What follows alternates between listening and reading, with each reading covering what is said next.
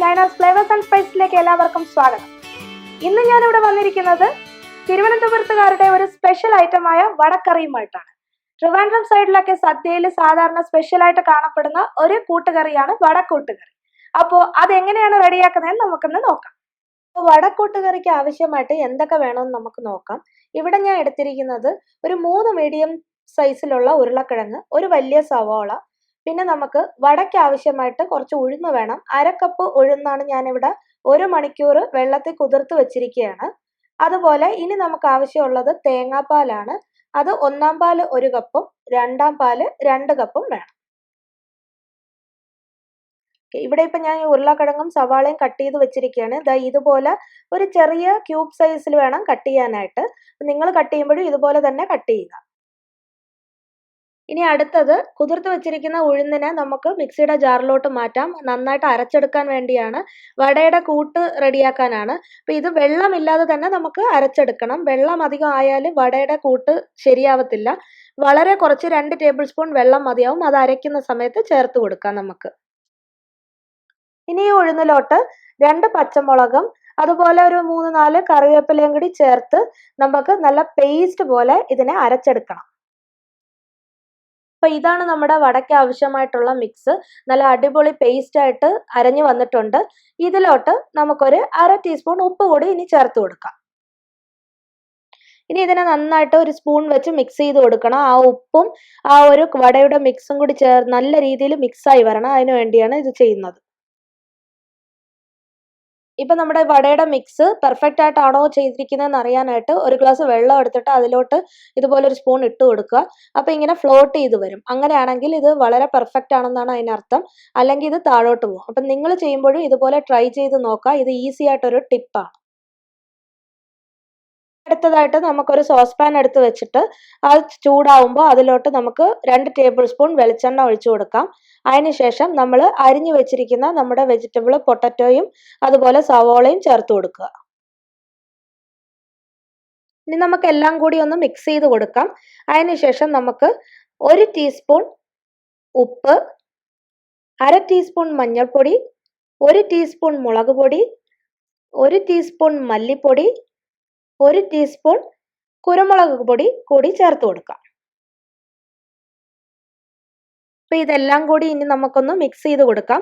നന്നായിട്ട് മിക്സ് ആയതിനു ശേഷം എടുത്തു വെച്ചിരിക്കുന്ന 2-ാം പാല് നമുക്ക് ചേർക്കാം. അതിന് ശേഷം ഇത് എല്ലാം കൂടി ഒന്ന് നന്നായി ഇളക്കി മിക്സ് ആക്കുക. എന്നിട്ട് ഒരു 5 മിനിറ്റ് അടച്ചു വെച്ച് നമുക്കിത് വേവിച്ചെടുക്കാം. ഇനി നമുക്ക് വട റെഡിയാകാനായിട്ട് ഒരു ചെറിയ ഫ്രൈങ് പാൻ എടുത്ത് വെക്കുക. അത് ചൂടാവുമ്പോൾ അതിലോട്ട് നമുക്ക് കുറച്ച് എണ്ണ ഒഴിച്ചു കൊടുക്കാം. എണ്ണ ചൂടായി വരുമ്പോൾ നമുക്ക് ഇതുപോലെ ചെറിയ ചെറിയ ബോൾസ് ആയിട്ട് അരച്ചു വെച്ചിരിക്കുന്ന വടയുടെ മിക്സ് ഇട്ട് കൊടുക്കാവുന്നതാണ്. അത് സ്പൂൺ വെച്ച് ഇടാൻ ബുദ്ധിമുട്ടുള്ളവർ കൈ വെച്ചിട്ടാലും മതി. ഷേപ്പ് ഒന്നും ഒരു പ്രോബ്ലം അല്ല. ചെറിയ ചെറിയ പീസായിട്ട് നമുക്ക് ഇട്ട് ഫ്രൈ ചെയ്ത് വറുത്ത് കോരി എടുക്കണം. കാരണം കറിയിൽ ഇടാൻ വേണ്ടിയാണ്. അപ്പം നമുക്ക് ആ ഒരു വടയുടെ ഷേപ്പിനോ സൈസിനോ ഒന്നും ഒരു പ്രോബ്ലം ഇല്ല. ഇഷ്ടമുള്ളതുപോലെ നമുക്ക് ഇട്ട് വറുത്ത് കോരി എടുക്കാം. മീഡിയം ഫ്ലെയിമിൽ വെച്ച് ചെയ്യുന്നതായിരിക്കും നല്ലത്. ഇപ്പോൾ ഇത് ഗോൾഡൻ ബ്രൗൺ ആയിട്ടുണ്ട്. ഇനി ഇതിനെ ഒരു പ്ലേറ്റിലോട്ട് നമുക്ക് കോരി മാറ്റിയേക്കാം. ഇനി നമുക്ക് നേരത്തെ കുക്ക് ചെയ്യാൻ വെച്ചിരിക്കുന്ന ഉരുളക്കിഴങ്ങ് വെന്തിട്ടുണ്ടോ എന്ന് നമുക്ക് നോക്കാം. ഇവിടെ ഇപ്പോൾ ഇത് നല്ലതുപോലെ കുക്കായി വന്നിട്ടുണ്ട്. ഇതിൽ ഇനി ഉടച്ച് ചേർക്കേണ്ട ആവശ്യമില്ല. ഇതുപോലെ ക്യൂബ് പീസായിട്ട് കിടക്കുന്നതാണ് എപ്പോഴും ടേസ്റ്റ്. ഇതിലോട്ട് നമുക്കൊരു 3/4 ടീസ്പൂൺ ഗരം മസാല കൂടി ചേർക്കാം. എന്നിട്ട് നല്ലതുപോലെ ഒന്ന് മിക്സ് ചെയ്തെടുക്കണം.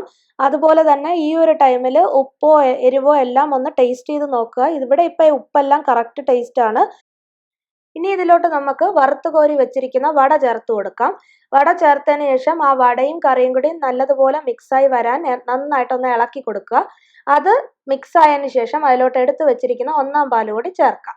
എന്നിട്ട് എല്ലാം കൂടി ഒന്ന് മിക്സ് ചെയ്ത് കൊടുക്കണം. അതിനുശേഷം ഫ്ലെയിം ഓഫ് ചെയ്ത് അടച്ചു വെക്കാം 2 മിനിറ്റേക്ക്. ഇനി നമുക്ക് താളിക്കാം. അതിനായിട്ട് ഒരു ഫ്രൈങ് പാൻ എടുത്ത് വെച്ചിട്ട് അതിൽ 2 ടേബിൾ സ്പൂൺ വെളിച്ചെണ്ണ ഒഴിക്കുക. 1 ടീസ്പൂൺ കടുകിട്ട് പൊട്ടിച്ചതിന് ശേഷം 2 വറ്റൽമുളകും കുറച്ച് കറിവേപ്പിലയും കൂടി ചേർത്ത് നന്നായിട്ടൊന്ന് മിക്സ് ചെയ്തെടുക്കാം. ഇപ്പോൾ നമ്മുടെ അടച്ചു വെച്ചിരിക്കുന്ന കറിയിലോട്ട് ആ താളിച്ചത് നമുക്ക് ചേർത്ത് ഇളക്കി കൊടുക്കാം. അതിനുശേഷം 1 മിനിറ്റ് കൂടി ഈ കറി ഒന്ന് അടച്ചു വെക്കുക. ഇപ്പോൾ ചേർത്ത് കൊടുത്തിരിക്കുന്ന വടയൊക്കെ കുതിർന്ന് ആ കറിയുമായിട്ട് മിക്സായി വന്നിട്ടുണ്ട്. അതിൻ്റെ ഒരു നല്ലൊരു ഫ്ലേവർ നമുക്കതിൽ കിട്ടും വടയുടെ. അപ്പോൾ ഇനി നമുക്കിത് ഒരു സെർവിങ് പ്ലേറ്റിലോട്ട് മാറ്റാം. അപ്പോൾ ഇതാണ് നമ്മുടെ സ്വാദിഷ്ടമായ വടക്കൂട്ടുകറി. എല്ലാവരും ഇത് വീട്ടിൽ ട്രൈ ചെയ്യണം. ട്രൈ ചെയ്തതിന് ശേഷം അതിൻ്റെ അഭിപ്രായം എന്നെ അറിയിക്കാൻ മറക്കരുത്. അതുപോലെ തന്നെ എൻ്റെ വീഡിയോയും റെസിപ്പിയും ഇഷ്ടപ്പെടുകയാണെങ്കിൽ ദയവായി എല്ലാവരും ഒന്ന് സബ്സ്ക്രൈബ് ചെയ്യുകയും ലൈക്ക് ചെയ്യുകയും ഷെയർ ചെയ്യുകയും ചെയ്യണം. അപ്പോൾ അടുത്ത റെസിപ്പിയുമായി കാണുന്നത് വരെ ബൈ ബൈ.